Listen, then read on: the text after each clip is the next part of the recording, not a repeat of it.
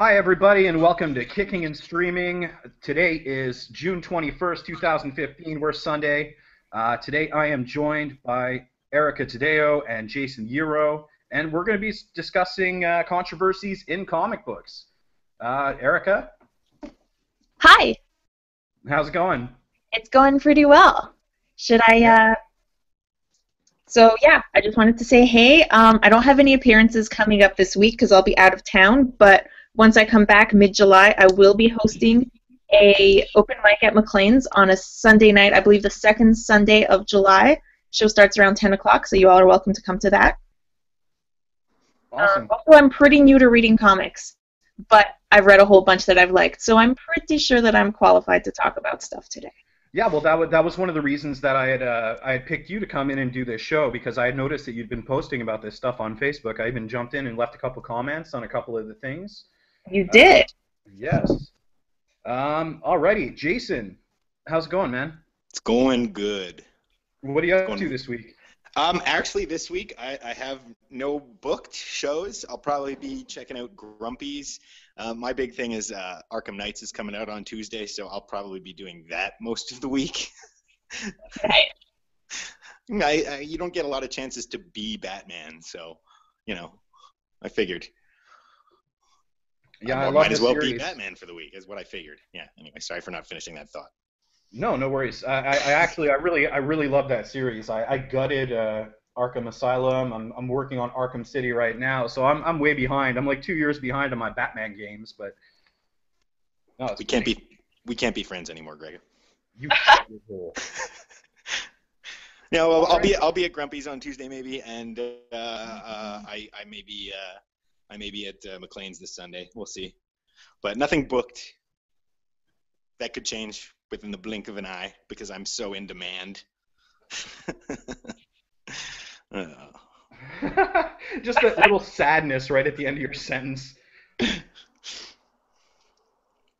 that right, wasn't. so Go ahead. I wasn't gonna yeah, say all anything right, so important. yeah, it's kind of tough. Apologize to the audience. It's kind of tough to know when we're about to interrupt each other. There's like a eighth of a second delay, just because we're talking to each other live online and we can't see each other. So it's gonna happen, and we're sorry. Uh, I so can today, see you right now, Greg. Put on some pants. Oh, damn it! I was gonna make that joke. alrighty, so let's get right into it. Earlier in the month, there was a large discussion about Bobby Drake, aka Iceman of the X-Men, coming out of the closet, or being forced out of the closet rather by Jean Grey, the telepath of the original five X-Men. Any thoughts on that, guys?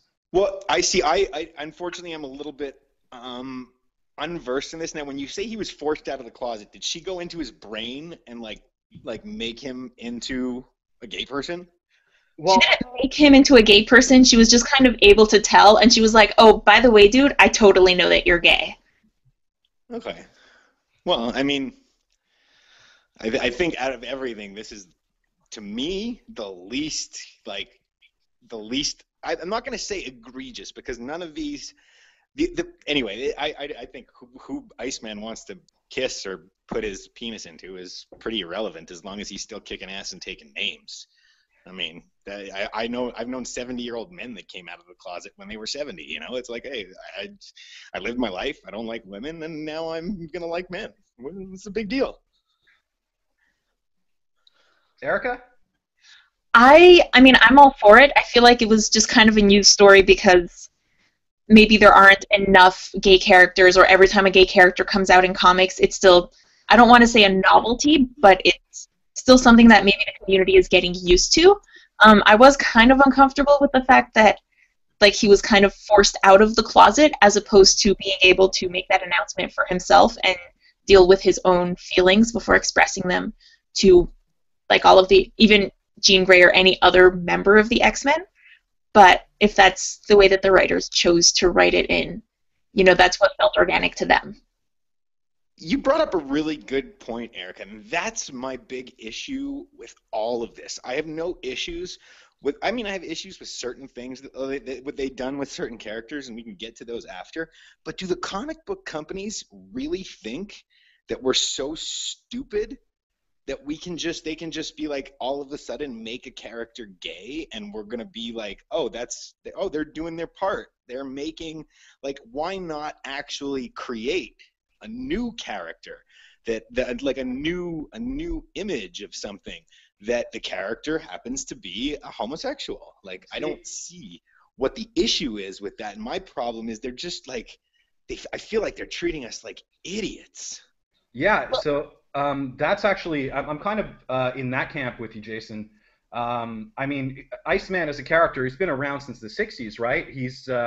And he's been around telepaths his entire life, and nobody ever brought it up before. No one ever brought up the fact that, Iceman is gay. And now that they have a new title where the young X-Men come to the future, and now young Bobby is gay, sorry. It fucks with the continuity of the Marvel universe. It's fucking with continuity. It's not an issue of we care whether or not he's gay. It's that it fucks with the continuity of the universe. I mean, there's an entire army of people. I don't know if you remember this episode of The Simpsons where Homer does the voice of Poochie, right? Yes. And he shows up to this conference, like an itchy and scratchy conference, and you get this nerdy kid that raises his hand. He's like, in episode 42, he's playing Scratchy's ribcage like a xylophone, and he hits a C, and it should have been in a D note. What do you have to say about that? Like, those are the kinds of people that actually, like, are really, really concerned about this. Most people take it or leave it, don't really care. But those are the fanboys, Well, a long time ago, Marvel created their Ultimate Universe, right? Where all of a sudden, all of the comics that I had grown up reading, the continuity of those storylines went out the window, because it's like, it's no longer from the universe that this is the Ultimate Verse, and they had Ultimate Spider-Man and all this, like, and I was just like, okay, I'm confused. So now there's like 3 different realms of the same superheroes, just with like little tweaks and whatnot. And I mean, you slide around on ice all day long. I think it's safe to say that you're a little queer, but hey, that's just I mean, one thing about it, though, is that, like, obviously sometimes characters are going to change and evolve and get rewritten if they've been around for decades. You can say that about pretty much any character. Like, there are core traits that will never change, but eventually some stuff changes with the times. We see it with tons of characters. Like, we've seen Spider-Man grow. We've seen him have different love interests when everyone's like, but no, everyone knows that he and Mary Jane are supposed to be together. Who is this other girl? Or pretty much anything. Like, we've seen Spider-Man be a grown-up, even though, let's face it, he is more interesting as, like, a young person.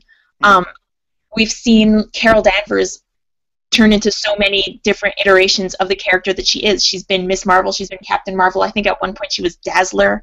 So I think as long as it makes sense on some level, it's obviously not going to make sense on every level, but that's just the way that comics are. At some point, something is sort of going to contradict itself. When you've had a character who's been around for this long in so many comics, it's kind of bound to happen, Well, the fact that these people are so stuck on the reality of a book where a guy wears tights and, like, again, slides around on giant slides of ice that shoot out of his hands is a bit contradictory in a sense. Well, I don't think that's necessarily a fair statement, Jason. I mean, we could look at it like, oh, it's just a comic book, who gives a shit? But there are people who give a shit. That's the thing, though.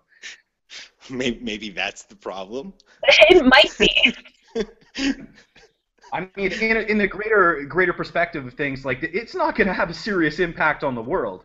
But at the same time, if this is something you care about comics, it does have an impact on you. So I don't think that argument is necessarily a fair one. Well, but I mean, at the same time, you said it yourself, the comics are going to have an impact on our world. So they're powerful mediums for people to get their messages across. Like, I'm going to bring up an example right now, and this is one that I have a really hard time with. The Human Torch. Okay? We all know there was a lot of outrage. Oh, he's black. He's Sue Storm's brother, and she's white. How can he be black? That's an easy question to answer. There's this thing out there called adoption that happens, and you can adopt a child into your family, and they can be of a completely different ethnicity than you, but still be your brother or your sister. But where I have a problem is, to me, the Human Torch embodied white privilege. He was this hot-headed young kid who had no business flying spaceships, but he got to where he was because of who his sister was and because of the work that his sister did. And he was always this like hot-headed dude. So to change a character for me that embodied that cocky white privilege notion of I'm better than everybody and I don't have to do anything, and to change that into a black guy was really weird for me, because it almost takes away from what that character is. Erica? And that was just weird for me. I mean, I'm kind of deferring to what Jason says since he knows the Fantastic Four better than I do. Pretty much all I know about the Fantastic Four is that I happen to be an expert on the movies that I watched one time when I was super hungover. So, you know, from where I'm sitting, it didn't really matter whether a white actor played him or whether Michael B. Jordan plays him, because, you know, the way that Chris Evans played the character, pretty much all you need is like a fuck ton of charm and screen presence and abs, which Michael B. Jordan has. So I was like, okay, go for it, why not?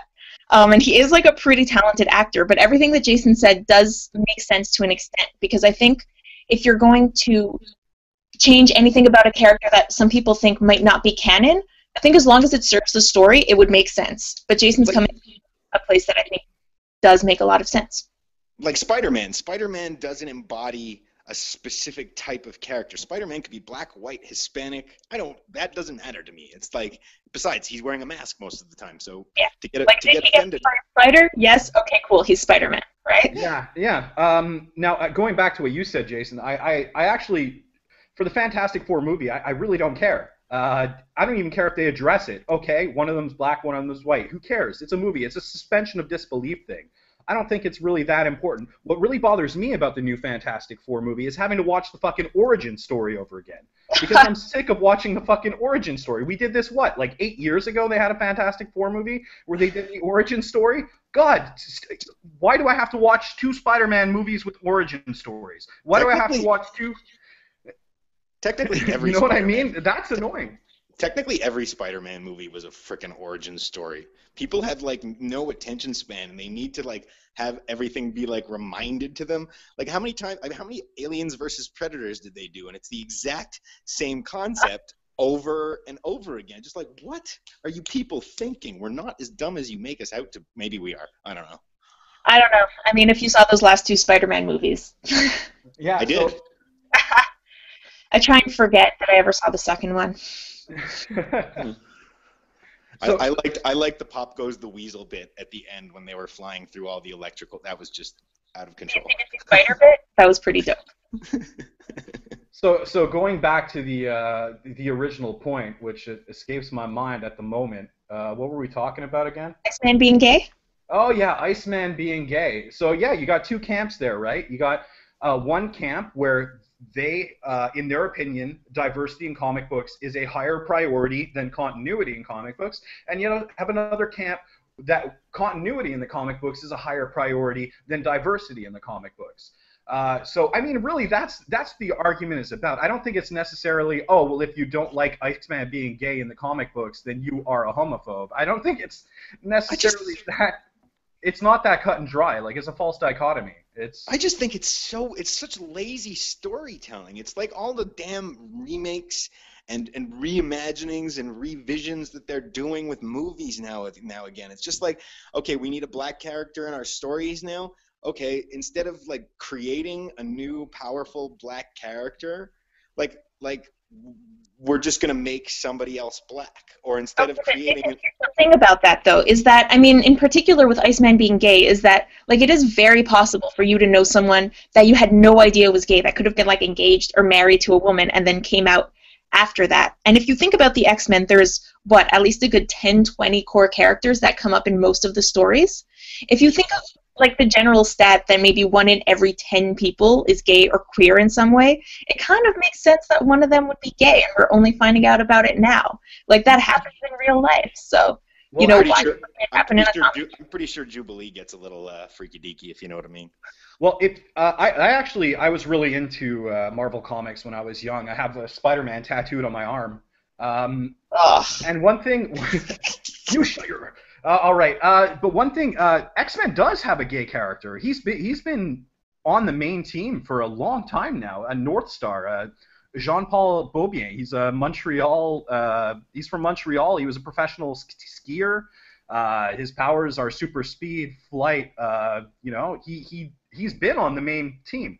Now, instead of taking a character that's already canon and it's already existed for a long time in a specific manner, why not take Jean Paul and make him, the leader of a team? Why not give him a bigger presence in the comic book? Why not address the things that he has to deal with as a gay man in the comic books and bring him to the forefront rather than changing a character that already exists? I mean, that's kind of where I'm coming from.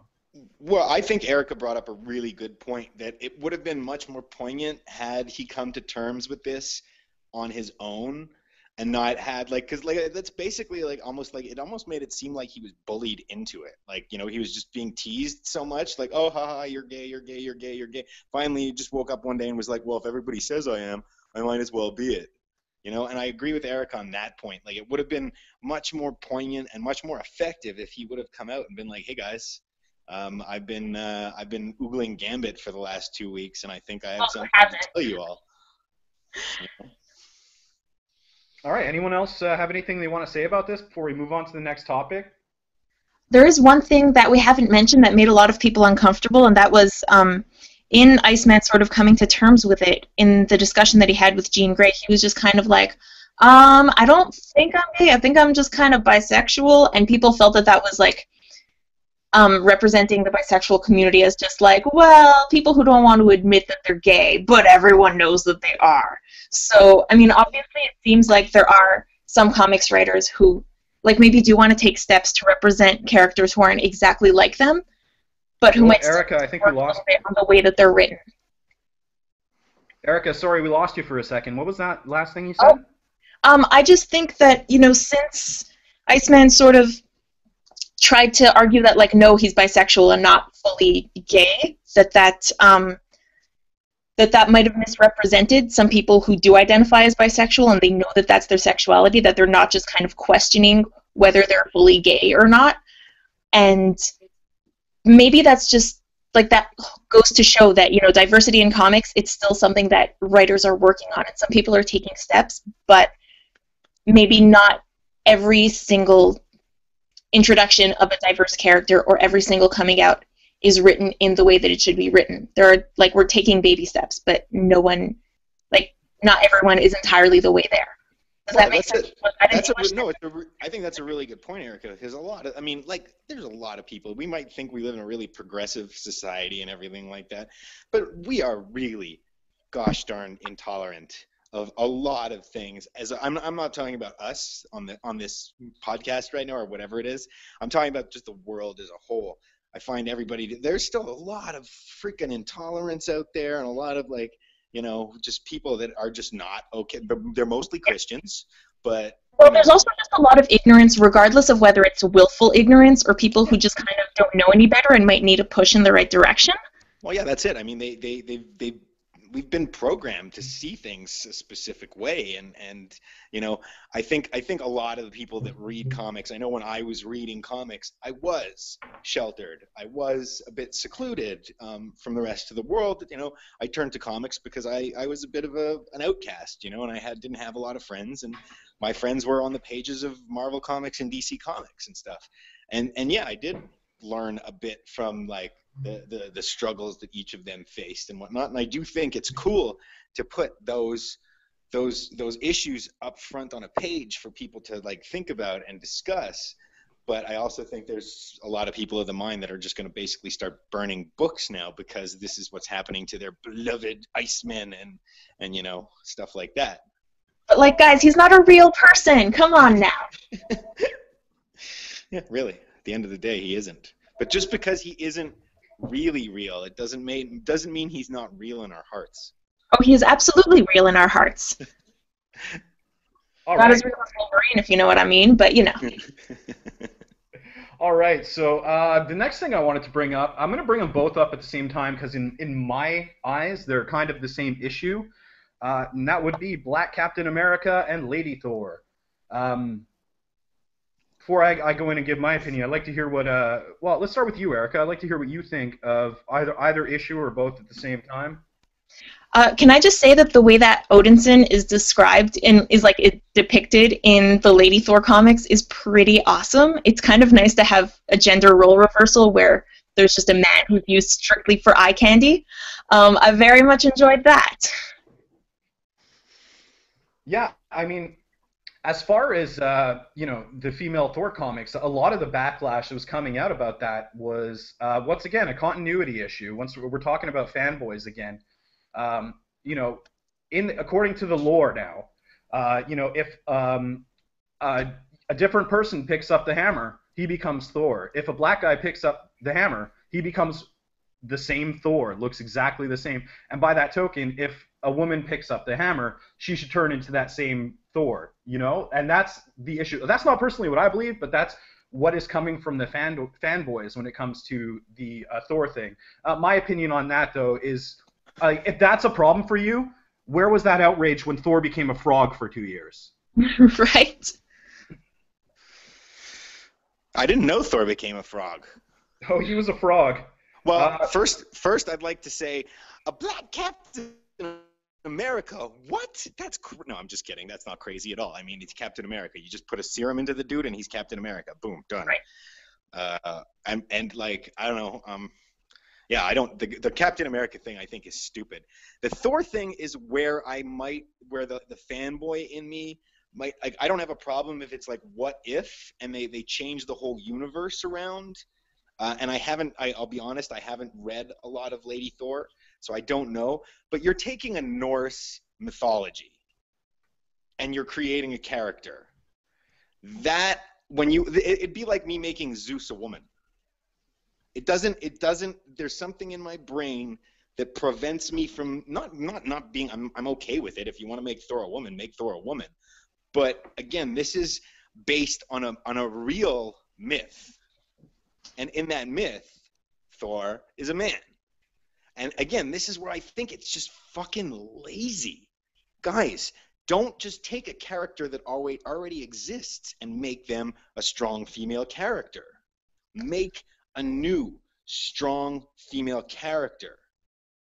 But at the same time, like, why not? Like, I know obviously Thor is based in myth, but a bunch of the stuff that Thor does in the comics to begin with doesn't really make sense. Like, Thor, the real Norse god, wouldn't be hanging out with, like, a super rich American billionaire who builds arbs for a living. Like, Thor, the real Norse god, is probably a little bit too busy, doing god shit. Doing god well, shit. I like that. Also, I mean, in that respect, yes, but in the mythology, there also weren't giant aliens from outer space coming down to try to murder us all. So, exactly. So you're worried about Thor being a woman? Come on, that should be like the least of our concerns. It's not so much a concern again as it is to just be a criticism of the laziness of the comic book industry. Really, to just be like laziness. Like, you can create a new character, but you would have to bring an entirely new fan base into it. Taking an established character and sort of turning it into something new, if it makes sense, if it as long as it serves the story in some way and it's not being shoehorned in, why not try it? I mean, the female Thor ended up being a pretty short run anyway because of this whole Secret Wars mess. So, like, why not out the world? If it's well written, if the art is good, why not go for it? Well, yeah, but I mean, unfortunately, when it comes to Lady Thor, I don't have a lot of experience, but I would have imagined the artwork I imagine they would have pretty much, like, not sexualized Lady Thor. But like, I'm pretty sure she wasn't covered in a suit of armor, or was she? I don't know. Actually, it's in my opinion, it's actually been done quite tastefully. Like, her attire, yeah, she's wearing the armor, and the armor accounts for the fact that she has breasts. But no, it's not. She's not over sexualized in my opinion.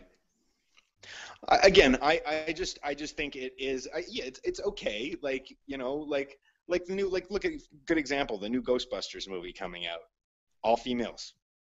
But just, I get it. It's taking something that's familiar to people, but that's the problem. Why do we need it to be familiar? Why can't we be made uncomfortable for a bit and look at something new and attract new fan bases? Because chances are most of the people that read Thor aren't going to get upset by a lady Thor showing up, going, "Oh, this is like." I mean, they're doing this to try to what I would imagine is attract new people into reading these comic books. And it's working because Thor was one of Marvel's top-selling titles this year. But it's working, but at the same time, is it really working if you're alienating the fans that you already have? Well, I mean, if you really feel alienated by one comic book, you might need to reevaluate your priorities. Like, it's one run of one comic book. Come on. I'm not arguing that at all, but I think that it would be way cooler if a new character was created and gave people a new, a new version. Like when they created She-Hulk, it wasn't Hulk becoming She-Hulk. It was somebody else being bombarded. It was a chick. It was a woman being bombarded. Sorry for using the word chick. It was a woman being bombarded with gamma rays who eventually became Lady Hulk. And that's to me great. It's not the most creative, actually, new. I'm going to correct you there, Jason. She's actually Bruce Banner's cousin, and it was a blood transfusion from Bruce Banner that did it. But okay, yeah, it's still a new character and a new spin. It's like the Hulk still exists, but now there's also Lady Hulk. And they made the effort to try to. I just think it's lazy. I just think it's so lazy. Like we live in a world where we're constantly seeing rehashes and reimaginings and remakes, and there's no originality left. Like even as a comedian, like you try to tell a joke and somebody comes up to you and goes, "Oh, somebody made that joke 20 years ago." I'm like, damn. Like really? Like it's so hard to it is, and it's really tough to be original. So I feel like moves like that are lazy moves, and it's just like, oh, we need to appeal to these people, so we're going to create Lady Thor, and they're all going to shut the hell up for like 6 months. Well, you're not necessarily making people shut the hell up. You're actually bringing new people in. Because if you think about it, like you're worried about alienating the fanboys, they're going to go to their comic shop anyway. They're going to pick up whatever's on their pull list. They're going to buy new titles. But you're also maybe creating a title that might bring in new comics fans. I know tons of, honestly, some of the best comics fans that I know are my female friends. I went to Emerald City Comic Con with 4 other girls and 1 dude. And we had a great time. And they're the friends that I go to most often for Rex. And especially just this there's been a wave of really awesome female characters in the last few years. Great, just like feminist comics coming out from the big 2 and from the indie publishers. And it's just it's been great. So as opposed to, alienating fanboys, you're pretty much just bringing in someone who might have felt alienated in the past, who might have been intimidated by walking into a comic shop full of white dudes. No, I don't disagree with you. And the last thing I'm concerned with is comic books or comic book companies alienating fans. I don't really give a crap if they want to freaking alienate everybody at the end of the day. For me, I still have a view. A lot of these changes are the bare minimum of changes that we need to see happen. Inversely, I know this is a stupid point to bring up because of who the character is, but Jesus, if I turn the Black Panther into a white guy, people would be peeved. Well, yeah, but that's not the same thing at all. No, it's not. No. That's why I started with this is the worst example I could possibly imagine. So there are enough white dudes out there that, if you change one of those white dudes into anything that's not a straight white dude, you're just kind of taking one drop out of an ocean. It doesn't really matter. But why not? That's my argument. Why not instead of taking a drop out and putting in, taking a drop of fresh water out and putting a drop of salt, maybe taking a drop of salt water out and putting a drop of fresh water in, why not just pour in gallons and gallons of fresh water? With fresh, new ideas instead of just changing the salt content of the water a little bit. Oh, but that people would say shit about that too. That people would be like, oh, they're just creating these new characters to make people happy, blah, blah, blah. Even though for what it's worth, these characters would probably be really interesting. They wouldn't just be throwing them in there just for the sake of diversity. Like, Marvel and DC and publishers are trying to make money after all, so they wouldn't put something out if they didn't think that there'd be someone out there to read it. That's true. That's true. Yeah, the female Thor issue, I see this in the same way that I see the Black Captain America issue, okay? Captain America is not a person, it's a job title. Yeah. And, Steve Rogers, super serum's wearing off, he's getting old, he has to pass it on to someone else. And Hawkman is an experienced Avenger. He's got the strength for it, he's got the build for it, and he's qualified for the job. I mean, it's... Wait a minute, Hawkman was black? Hawkman was black. I'm just kidding. I knew Hawkman was black. I was being asked. Yeah, so, I mean, taking Hawkman, an experienced Avenger, and putting him in the costume and saying, okay, here's the new guy doing the job, I don't see that as a big deal. That's like, anyone who complains about that, in my opinion, really needs to rethink their outlook on racial issues, in my opinion. See, and I think... Sorry, what I think... by that same token, female Thor, yes, Thor is a Norse god, but in the realm of the Marvel Universe, Thor is a job title. There have been many different men that have held the title over the years. They pick up the hammer and they become Thor, and someone else is no longer Thor. You know what? According to the lore, yeah, you should turn into a man. This might be an issue to me if Thor hasn't already been a frog. That's it. I'm done. You know what I think would have been a really interesting take on the Lady Thor thing? If the spirit of Thor was male, in fact, but a female picked up the hammer, became female Thor, but there was still the voice of like male Thor being really uncomfortable with the idea that he is now in a female's body. I think that could be a really like humorous and interesting take on the whole female dichotomy. I don't know who would want to read that, though, because, I mean, if you're trying to create, like, a real female hero to some extent, like, even if she does have a male voice, the fanboys would be like, what is this? And people who would be interested in seeing a female hero kind of wouldn't want someone else getting into her head.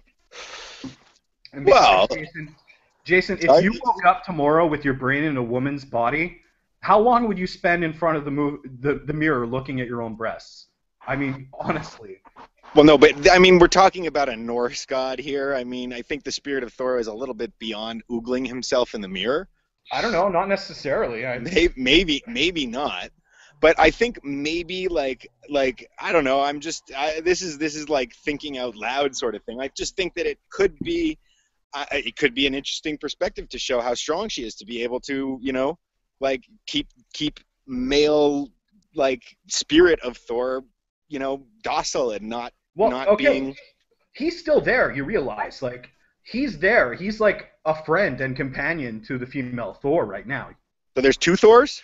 There's Odinson, who is, he was Thor. He lost a large portion of his powers, from my understanding, and now the hammer's been passed on to... I wish I could remember the character's name. But they both still exist. Thor Odinson is walking around in that world. He's friends with the female Thor, offering advice to the female Thor. Okay. I guess I should have read some female Thor before we started this. So they do at least do that to a certain extent, and that makes it that definitely, like, because it's like I said, if you did a comic book about all the Greek gods, and all of a sudden, like, Aphrodite was a man and Zeus was a woman, it might be really interesting, but it would also be very confusing. The right writer, I can see that working. Sorry? In the hands of the right writer, I think that, if someone wanted to make changes to those characters, but they made it make sense, it could actually be a really interesting new take on the characters. I agree, 100%. Wouldn't it be funny if Aphrodite was a transgendered person? Why? Like, I don't know. I just think it would be funny. I think if it was Aphrodite, the only appropriate thing for Aphrodite to be, if you were going to change anything, would be to make her a hermaphrodite, so she could just have sex with everybody. Because you're the goddess of allure, right? You're appeal to everybody. I don't know. I don't know, but there's a GIF on my computer that's just like two white guys high-fiving, and it says "white boys," and that's kind of how I feel right now.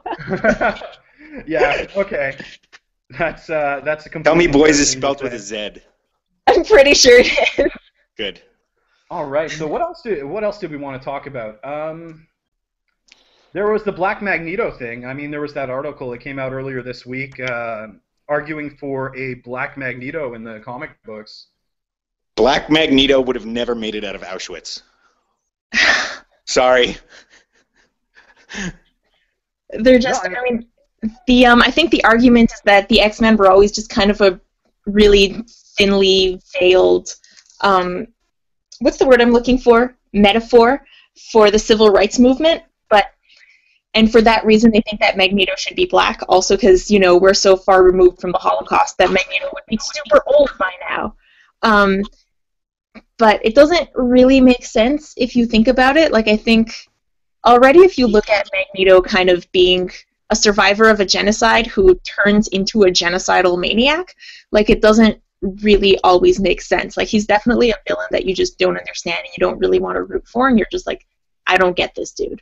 Like, also, he's got cool powers, but I don't get him. So I feel like, in the same vein, if he was a black man who had been discriminated against, who now just wanted to kill a bunch of people, it would probably, like, that's the kind of thing that could go wrong really, really easily, and yeah. it's the kind of thing that would make a lot of people uncomfortable. That would not be a good depiction at all. I think it's, especially considering the tumultuousness in the terms of where the world is even at. If we're going to introduce these characters into a mythos that already exists, and where a lot of minority groups are already kind of, I'm not going to say shunned, but looked at by a lot of people as lesser than they are, I think creating like minority group villains is definitely not the way to go to reach at least to reach a positive place. It's like, do we really want to make a black homicidal maniac that wants to kill everybody? No, Yeah, it's an unfair tightrope to walk. I mean, if white people can be the bad guys, why can't people of color be villains? But at the same time, I understand the decision to avoid those kinds of, like an evil gay supervillain that wants to, like, murder all the straight people. That would just be bad for everybody. I think there is a place for villains who happen to be minorities. I just don't think that this is it. And I was reading an article on Quartz that made it make a lot more sense than I'm probably making right now. But I just feel like Black Magneto, at least as it stands right now, not a good idea. Yeah, I mean, as the fanboy in me is saying, in order to make that happen, we would have to go back and do a lot of revisionist history. Yeah, you would have to retcon the shit out of that. Yeah. Angry Jews are so much better anyway. Why? I don't know. just sounded like something appropriate to say. Yeah. It was followed by a pretty long pause, Jason. I don't know. All right, so Black Magneto, we're agreed. No Black Magneto. Yeah, that's just bad form. Bad No form. Black I'm all for putting more black people into comics, but maybe not in this case. Let's do it right. I mean, if we go back, what was it? Almost 20 years ago when they changed Nick Fury from a white guy into a black guy. I mean, the first movie where Nick Fury was in the movie, it was played by David Hasselhoff, and now it's played by Samuel Jackson. So. And I mean, didn't they redesign the character basically with Samuel L. Jackson in mind, that if he had ever made it to another movie, they would want him played by Samuel L. Jackson? Because, I mean, let's face it, if you get to write a character and you want him to be a total badass, like, you're going to want Sam Jackson. He is the ultimate badass. It just makes sense. Well, I'd originally read that for Nick Fury's role, they actually created Black Nick Fury because they wanted Sam Jackson to play him in the movies. Oh, that was definitely it. That happened. Which I don't think. I mean, you're talking about Nick Fury. He's just a dude. Like, there's no. I mean, doesn't even really have superpowers, if I'm not mistaken. He just runs S.H.I.E.L.D. That's an important job. Definitely. I mean, but it's not a superpower, but it is a power. Powerful man. He's in charge of a lot of stuff. Charge of a lot of teams. Oversight over the super beings on the Marvel Universe. Mm-hmm. All right. Erica, Jason, do you have anything you want to add before we go on to another topic? No, I think I'm good. I think I'm good. All righty. Just let me pull up the list here and see what the next topic was. What else? Oh yeah, we had a lot of people recently. I think this is actually a thread that the two of us were commenting on maybe 2 weeks ago, Erica. Whereas in the new movies, the new MCU movies, there were a lot of people that wanted to see Miles, Ultimate Spider-Man, in the movies instead of Peter Parker. Yes. They had originally cast Donald Glover to play Spider-Man in the new Amazing Spider-Man movies. And no, they hadn't. That was just a fan casting. That was just a really big thing that happened on Twitter that fans wanted to happen. And Donald Glover himself was kind of like, wait, what? Yeah, I'd be Spider-Man if they asked me to, but they didn't actually ask him. Okay. I would love to see Donald Glover as Spider-Man. I think it would be great. Huge fan. I've loved his stuff ever since Derek Comedy like 10 years ago. I don't know if you guys have ever heard of that. Yep. Derek Comedy was a sketch group way before he was famous. And it was great. I recommend anyone watch it, or his movie Mystery Team. Fantastic. But yeah, back to Miles. For those of you who don't know who Miles is, I believe it was 2011 they relaunched the Ultimate Spider-Man comics. And in the comics, it was a universe where, what was it, Miles is the nephew of the Prowler, who is one of Spider-Man's villains. He gets into Oscorp, the formula, or gets one of the spiders that originally bit Peter Parker, or a similar spider, takes it back, and the spider bites Miles. Miles gets the same powers as Spider-Man, and then Spider-Man dies. Or Peter Parker dies, rather. And so you've got a new universe where the new Spider-Man is Miles, who is a teenage boy, and he goes off. I haven't actually read a lot of them, so I'm not too familiar. Erica, correct me if I'm getting anything wrong. I actually haven't read Miles either, which I feel pretty bad about, but everything that I've read about him I really like. I think he seems like a really fun character, and for what it's worth, like having watched all 5 of the Spider-Man movies that have come out in the last 15 years, I'm suffering from a bit of Peter Parker fatigue. Like, I'm over it. For what it's worth, if there was no Spider-Man at all in the MCU, I would be totally down with that, because I have watched my share of Spider-Man movies, and any future depiction of Spider-Man on screen would have to be pretty good to get the bad taste out of my mouth. I actually kind of enjoyed Andrew Garfield as Spider-Man, but that's pretty much. I liked Andrew Garfield as Spider-Man, but I didn't like the movies. I thought that they kind of lagged and they were poorly written. Most people just didn't like Andrew Garfield's performance, but I thought he was all right. I thought he was quite wonderful. He was cocky. He had the Spider-Man wit. And but that's pretty much where my liking for those movies ended.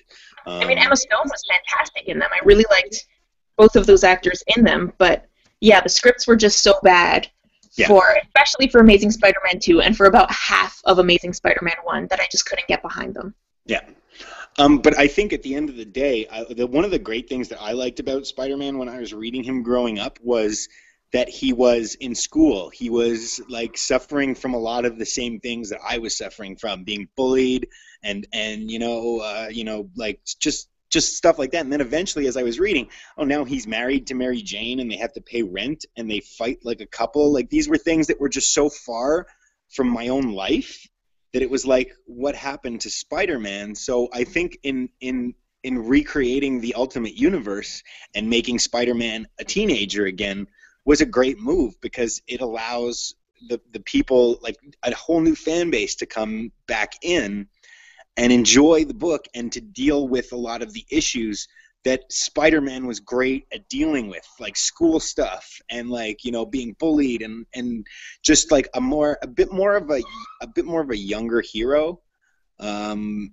that inexperience, you know, allowed him to make a lot of mistakes, and you know, so turning him into a younger person, I don't think was a mistake at all, and turning him into a black kid, like, again, the suit's still red and blue, you know.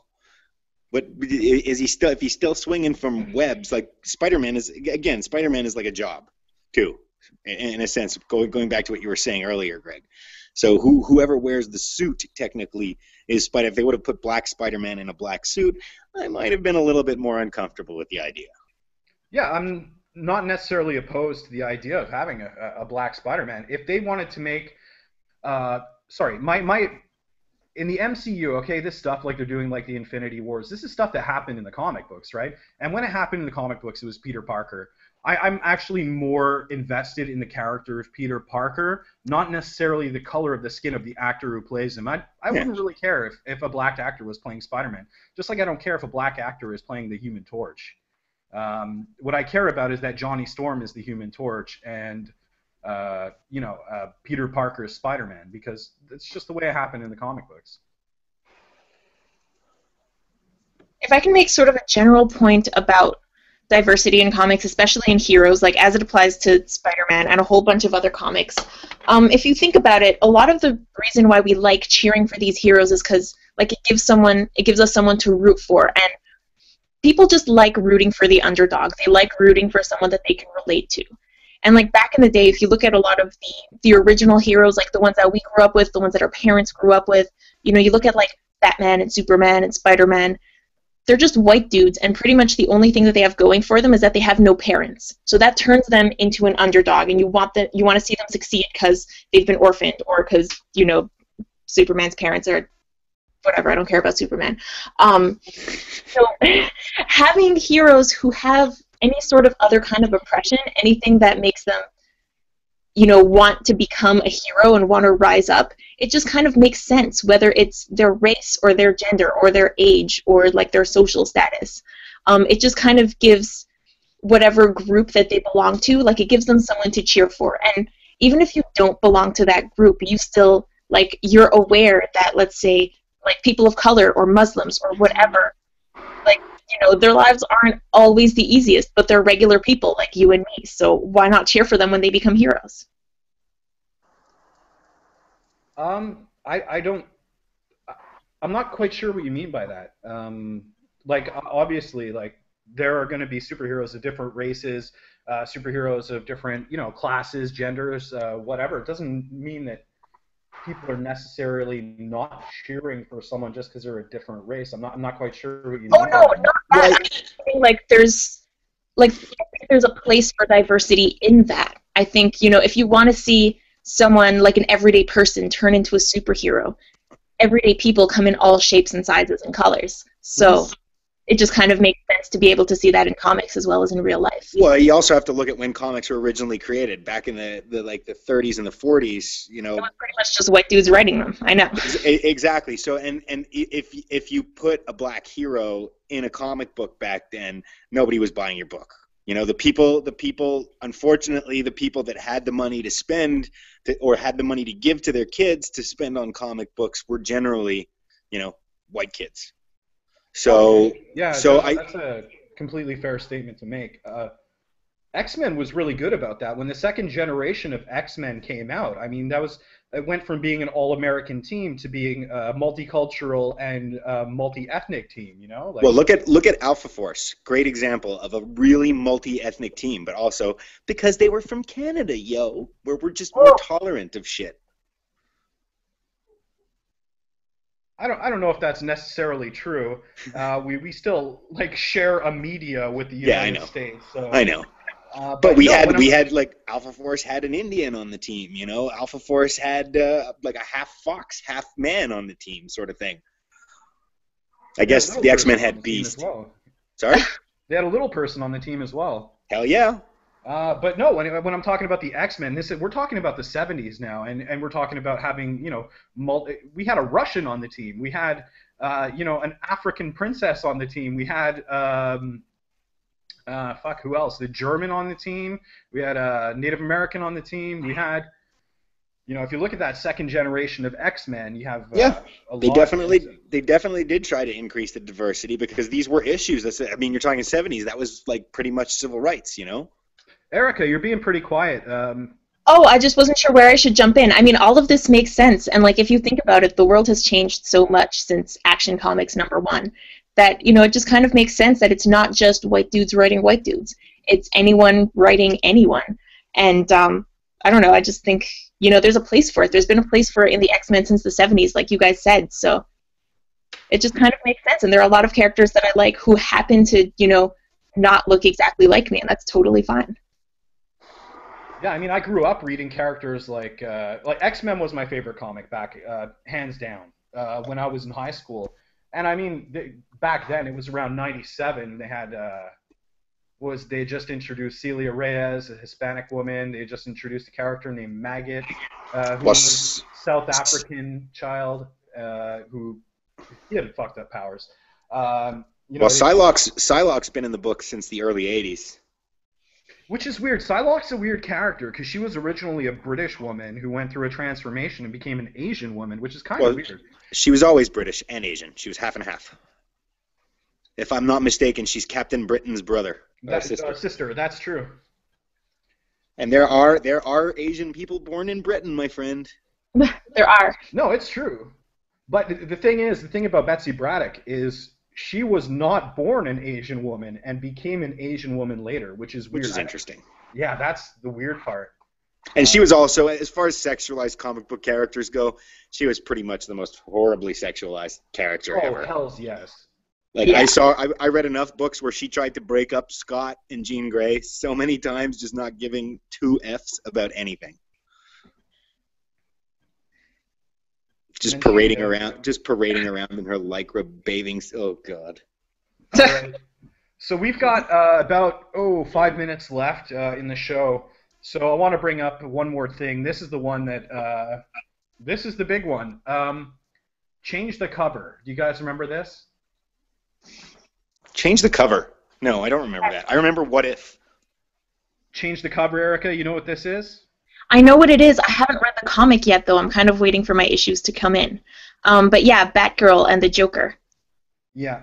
So what happened was they had released a Batman. It was an alternate cover. It wasn't the original cover. It was an alternate cover. And it was done as an homage to an earlier comic from the 80s or 90s, I believe. And what it was the Joker was holding Batgirl hostage. You know, had the Joker lip makeup on her.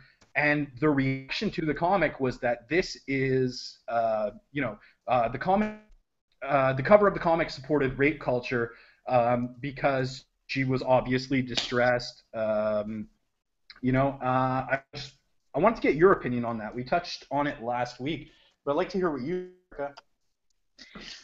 To be honest, since I haven't read that issue yet, there's only so much that I can say. But I think that there is.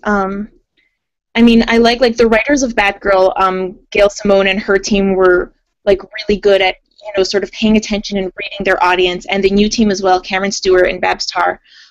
They're just really good at sort of paying attention and knowing what their audience wants. They know that since they've written like a really smart young female character, that they're going to attract readers who happen to also be young and female, and if I may say so myself, pretty smart. So I think, you know, in paying attention to their reactions, I mean, the cover might mean different things for different people. Some people might not have a problem with it, but the fact that some people did and might have problems with it for legitimate reasons, you know, the fact that content creators would pay attention to that, I think that is a step in the right direction. I don't necessarily think that they were just kind of laying over and dying. They were paying attention to what people were saying, and they were just making tweaks to their work to make sure that it was still strong, but also that their audience would be listening to them anyway, and that they wouldn't be offending the audience that they're trying to attract. Now, when it comes... Sorry, Jason, go ahead. Go ahead. Well, I understand Erica's point, but I also have a deep understanding of the Joker. He's pretty much one of my favorite characters in whatever comic books or anything. Hey, thanks for clearing that up. I thought you were going to be like, I am also a psychopath, and I would have just kind of ran away. No, he is a character that I have pretty much followed. I mean, if you ever read the book where he kills he brutalizes Robin in one of the most sadistic fashions you could possibly imagine, and they show everything. Oh, I remember that. He literally beats Robin to death with a steel pipe. And the thing is that the people that are complaining about this have in my opinion, have no understanding of who the Joker is. The Joker is not a rapist. Well, you don't know that for sure. But I'm about to back up the reason that I think that the Joker is not a rapist. The Joker is obsessed with one thing and one thing only: Batman, and hurting Batman. So even the fact that he has her beaten and tied up on a cover, the only reason that he is doing that, it was not to stick his hand in her panties or anything like that. The Joker is the most asexual character known to man. Anytime Harley Quinn gets remotely romantic with him, he brushes her off like she's nothing. The only thing the Joker cares about... Sorry, Erica? A rape isn't about sex, and you know that. The fact that he's trying to inflict violence on a woman, kind of like that's what rape culture is. He's a villain, and she's a superhero. He is going to inflict violence on her no matter what. You can't have a comic book with a female hero and a male villain and say that that's rape culture because he's beating on her. Have you read the comic, though? Sorry? Have you read the comic, though? I have not. Sorry, I'm going to jump in. Erica, it's not actually in the comic. It was a variant cover to reference an earlier comic from the 80s or 90s. Actually, inside the comic itself, there was absolutely nothing to do with the Joker and Batgirl. Like, that picture was not from the comic itself. It was just an homage to an earlier thing that happened in the 80s or 90s. I'm actually pretty sure it's an homage to what he did to Robin. I'm not sure that. No, it was. There was an issue from the. I wish I could remember what it was because I'd love people to go take a look at it. It was. It was an earlier comic when he was holding Batgirl hostage and waiting for Batman to come save her. Well, yeah, but that's his whole thing. It's to screw with Batman. It has nothing. He would tie somebody up and be like, Batman, come and save her. But causing pain to one person to cause pain. No, he wants to cause pain to Batman. Well, yeah, but he's using a woman as a pawn to do it. That's what made people uncomfortable. But he used anything that he could. He would use Robin. He would use the memory of his dead parents to get under Batman's skin. And if you want female heroes in comics, you're gonna have them get beaten down by males, or else we're gonna have to start changing all the villains into females too. I'd be okay with that. Right, but then you're going to have this whole other group of people that are going to be like that just it almost paints women in a bad, evil picture, you know? I mean, we could easily just create a whole Marvel universe where every character just switches genders. I think you might be getting ahead of yourself now. Well, no, but for me, it's like I think a lot of people missed the point of who the Joker is. The Joker is not a rapist. They missed the point, but you're also sort of not... I mean, you're kind of deciding for yourself that they missed the point where, like, if you flip that coin, they could easily be saying, like, no, dude, you missed the point. This is Erica, how... you cut out. Could you... Oh, sorry. You just, like, Jason, you kind of can't take away the way that someone sees something. Like, fangirls kind of have the same rights as fanboys do, that if they get mad that, you know, a character gets changed, whatever. If they get mad about the way that Batgirl is depicted as a victim or a pawn, like, that's justifiable. You can't really take that away from them. You can disagree with them, sure, but you can't really take that away from them, and you can't tell them that they're wrong. I never said that they were wrong. No, I never said that they were wrong. I said, for me, the Joker is this, and I think that they missed the point of who the Joker was. I mean, again, the bottom line is you can't be a superhero and not catch a beating. Every superhero in the universe has caught a beating, like vicious beatings. And so to say that, like, oh, you have a male character beating on a woman character, that's supporting. If it was the Joker just beating on a random female civilian, that makes me uneasy and uncomfortable. But as a superheroine, you're putting yourself in the path of danger. At the same time, Jason, keep in mind, like, I'm arguing this from my stance as someone who hasn't been reading comics for very long. Mm-hmm. There are a lot of feminist nerds out there who have been reading comics for a lot longer than I have. So I can only argue this to the best of my ability. There are people out there who might be able to kick your ass on this. I'm not saying that they wouldn't, but I'm also not saying that I would. I'm also not saying that I would agree with them. All right, let me ask you, okay? Now, a large part of the controversy surrounding Change the Cover was, people tweeting at DC Comics to change the cover. Now, what is your opinion on that? Because eventually they did cave and they did change the cover, and a lot of people were offended. If something like this were to happen again, should we be more concerned with the sensibilities of the people who are advocating for the changing of the cover, or should we be more concerned about the free speech rights of the creators? Okay, well, first of all, to tout free speech in this instance is ridiculous, and I hate that people bring up free speech in these matters. Free speech was something that was created simply so that people could not be arrested for speaking up against their government. It has nothing to do with you being able to walk down the street and say women are shit and not having consequences to what you're talking about. No, it has not. One has not. This is not a matter of free speech. I personally maybe don't think that the cover would have been the best place to put an image like that anyway, because of the fact that you have kids going into a comic book store and that's something that they're going to see. Okay, but I don't want my 7-year-old walking into a comic book store and seeing a picture of the Joker all psychotically, like, with a blade up to Batgirl's neck, because she's gonna be like, "Oh, what's with the scary clown?" Like, that's just fucking wrong.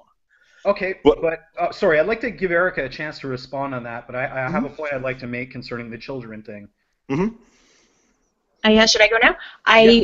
I mean, one thing that I totally agree with Jason on the free speech thing, like, people tend to use free speech as an excuse for everything, and I don't think it makes sense in this case. One thing that I will say is that it is kind of an interesting line that you have to walk as a content creator, as a comics writer, or an artist. Obviously you have your own vision for how you want to write things, but at the same time, like, this is your work. This is how you make your money, and you want to be sure that, what you're working on is something that people are going to buy. So it is going to be kind of a tough balance. It's obviously going to be hard to please everyone, but if you've got so many people saying so much stuff about your work, and if you realize, like, if you understand why they're saying that that's problematic, and you think that you can create something with the same essence and just tweak it a little bit so that it's not, like, upsetting people and it's not driving people away, and it's still sort of making you money so that you can continue doing the work that you do, then why not? Like, there's a balance there. It's possible. It's hard to do, but I think it's possible. Like, just to add to what Erica said, I mean, if they would have done the cover and instead of actually showing Batgirl in the cowl, just Joker with the cowl in his hand, it changes the whole narrative of what's going on. And it does make it, I think, a little bit more palatable to everybody. That's a great point. That's a great point. There's like, why have Batgirl there herself? Just have the cowl in his hand, all crumpled up. Like, hey, same thing is being said, but, it's not pissing anybody off either. Yeah, a lot of the change the cover thing was interpretation as well. It's not like Batgirl was being over-sexualized on the cover. It was the way that people interpreted it that made it, like, it had to be pointed out to me before I could realize how this could be perceived as something that supports rape. But still, the bottom line is superheroes get tied up. They get caught by supervillains every now and then. And then, sorry, I wanted to bring up, you're bringing up, I don't want my children to see this. I saw this great video online saying that Shakespeare has covered everything, right? And we teach Shakespeare to 12 and 13-year-olds. If you don't want your children being exposed to something that, I don't know, let's say talks about Worst example out there. Let's throw rape out there. So you don't want your children listening to something that speaks about rape. Well, you better pull your kids out of high school, because the second they start pulling out the Shakespeare books, your kids are going to learn about it. Well, dude, Romeo and Juliet is one of the most depressing stories of life. A 13-year-old and a 15-year-old fall in love with each other, and like 7 people die by the end of the whole thing. Yeah, Erica, you were horrible. about to say something? I was just agreeing with you guys on this. I mean, I think, you know, to a certain extent, yeah, you're going to see stuff. I mean, I did like that DC kind of tried to pay attention, and, like, they've done that. It came up recently in another Batgirl comic where they just kind of tried to be a little bit less insensitive, and they just kind of, like, just a pivot. They don't necessarily have to change or remove everything that they do, but it is very possible to just kind of be like, oh, this specific aspect of whatever comic or cover or art is problematic. Let's see if we can change it at least a little bit to make it less threatening and still get our point across. And I think it's really interesting if that's possible at all. All Like, right. obviously Well, you can't change everything, but being able to sort of adapt things slightly and make them more palatable, I find that really interesting, and that's a cool thing about art. But also, where do we draw the line? When do we say enough is enough? And like when somebody speaks up and says they don't like the cover of that, when do we know when it's like it's legitimate and illegitimate? Because eventually we're all going to be staring at white pages because everything is going to offend somebody. Well, no, it's kind of hard to tell where the line should be drawn, but I think in this case, it created, like, there were a lot of people speaking up about it. And I think if you've got that many people speaking up about something and you listen to them, like, that's powerful. That's not necessarily just caving to everyone. Yeah. That's paying attention to your audience and knowing what they want. Also very true. I mean, a lot of the people that probably read Batgirl comics are are female. I mean, that might be a horrible assumption, a horribly sexist assumption to make. But, you know, I do think it's definitely a comic book that appeals to females. I know a lot of people that have cosplayed as Batgirl, and they are all women. So, you know, it may be a little bit of a Neanderthalic assumption to make, but at the same time, yeah, if you're going to make a comic that is geared towards a female audience, even though men can enjoy it as well, yeah, you have to be sensitive to the things that females face. Yeah, like, if you want to write, because Batgirl is, like, she's a really interesting character, and she's been fleshed out really, really well, and that's something that appeals to women and feminists. And I think that that's just, like, it just kind of makes sense to be able to listen to that audience. If you're doing so much for a specific audience and you're creating a comic book that appeals to them, then, like, why not continue to appeal to them? Why would you drive them away? Yes. You can't tell a bunch of women, like, you like this or else, because that's just not going to work. You can't even tell that to a bunch of men. Actually, men might be a little bit more pliable to that idea, but that's neither here nor there. Okay, so let me ask you guys something. Like, when it comes to people being offended by things, I mean, I'm an atheist. It's no secret. Just the fact that I say I'm an atheist can be offensive to some Christians. You understand what I mean? So when it comes to people being offended, like, it's really tough to figure out where we have to draw the line on that. I blame the internet. I think it's the internet's fault, it's Facebook's fault, it's Twitter's fault. Everybody thinks their opinions matter. And the bottom line is, yes, they do, but nobody cares what you've fucking eaten for breakfast. And, like, as a comedian, sometimes I say shit that people don't like. And you know what? That's cool. I'm fine with that. I listen to what people, I'm not like some comedians who are just like, if you want to talk to me about something that I said that pissed you off after the show, then don't. But at the same time, you know, I think narcissism has a lot to do with it. Everybody is like, I'm entitled to my opinion, and I'm entitled to shove my opinion down your throat. Where, and I get it, it's a popular medium, and we should be making it accessible to everybody, but the bottom line is, if I want to put my book this way, then I'm going to put it this way, and it's up to the consumer to decide not to purchase it. And that's the power that we have as consumers to say, okay, well, this comic is an offensive piece of shit that only does, like, racial humor, and he's a white guy that's standing on stage talking out of his fucking ass. I'm never going to go support a show that he's on to like basically showing up and then, like, you know, spouting your own opinions all over the place. That's what stand-up comedy is for. Pick up a mic and go and spout your opinions all over the place and make people listen to what you think and feel. Otherwise, it's kind of like, you know, yeah. Sorry, I was just saying we're about 10 minutes over time. I'd like to give the final thought. Do it. Erica, you still there? Oh, yeah, sorry, you guys cut out for a bit, so I thought you were going to continue. Jason, I think what you say makes sense, but the thing is that you're framing it solely in the context of other people. I think, obviously, everyone kind of gets a little bit too proud of their own opinions, of their own beliefs.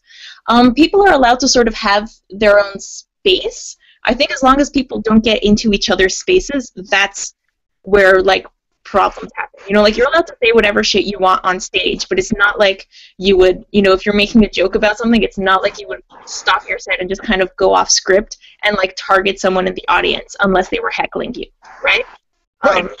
It's kind of like I think everyone's sort of allowed to have their own mediums as long as it makes sense for them and as long as it doesn't, you know, target people outside of that. Like, if you look at one thing, I've been reading Bitch Planet by Kelly Sue DeConnick. It's awesome. Lots of women really love it. Lots of guys don't understand why women love it and, like, try to get all up in their face and be like, this comic's only been running for 4 issues, blah, blah. But, like, shut up. It's a comic that we like. Like, we are allowed to have this comic to read. Kelly Sue is allowed to write it. Erica, you're cutting out. Oh, sorry. Basically, final point, just because something has been created, if it appeals to an audience and it doesn't specifically intend to offend someone else, I think everyone is allowed to have their own space. Does that make sense? Yeah, it makes perfect sense, but I think to a certain extent that comic book and that story that person is creating along with the artwork is that artist's space. It's like going into a museum and seeing a Picasso and being offended because there's a nipple in the picture. Erica, you go ahead. I mean, yes and no. Like, I think, obviously, Picasso is not the same as, like, if you were going to see a display by an artist who was obviously trying to, like, start shit, who was trying to make statements about people that are not him. Like, if an artist is trying to speak their truth, that's fine. If an artist is trying to take away the voices of other people, or if an audience member is trying to take away someone's voice, then that's, like, that might be where you draw the line. I think people are allowed to say things as long as it doesn't, like, specifically, as long as you're not specifically going out there to put other people down. All right, guys, I'm afraid I'm going to have to end it there. I'd like to thank you guys both for coming on, ladies and gentlemen. Erica Taddeo and Jason Yearow, I just want to thank both of you for coming on. And thank you for tuning in, everybody. If you'd like to tweet at me, if you think we got it wrong, you think there's something you'd like to say, feel free to tweet it at me. My handle is GregMyMofo on Twitter. Or you can send an email to kickingandstreaming@gmail.com. That's kicking, letter N, streaming@gmail.com. And, you know, thanks. Thanks so much for having me, dude. Thank you, Greg. Erica, it was a pleasure. It was a pleasure, and to you, Jason. And everyone, don't forget, fighting on the internet is like competing in the Special Olympics. No matter what happens, everybody wins.